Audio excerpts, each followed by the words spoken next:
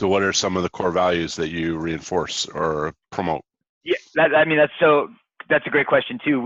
Again, like it's been an evolution over time. We've had several iterations of this, and we really, by we, I kind of mean myself and my coaches, we revisit that every year. And so where we're at right now, we basically have 5 core values that are part of our program. We call them our Panther Tough. We call our culture a Panther Tough culture. We're the Edgemont Panthers. Panther Tough is kind of like what we brand everything with, because we spend a lot of time talking about, our Panther Tough philosophy of building champions on the mat and in life, and our Panther Tough values. So it becomes to our kids and to our parents and to our coaches, it's a lot more than just saying the words Panther Tough and it's something you put on t-shirts. It's got a deeper meaning. So for us, our Panther Tough core values are improvement, accountability, family, habits, and joy. And they're not in any particular order there.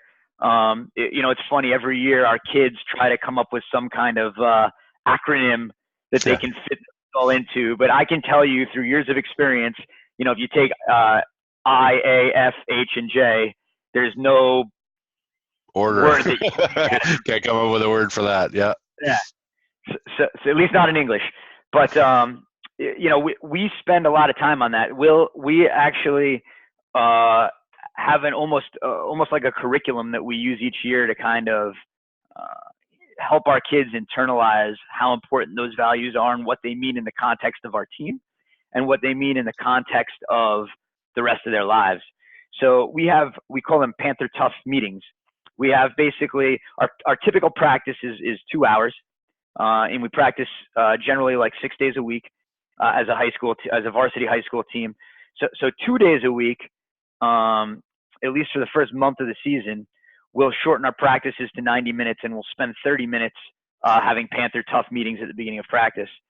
So we'll spend a lot of the first month or so in those meetings kind of discussing what the values are, what they mean, how they manifest themselves on a daily basis.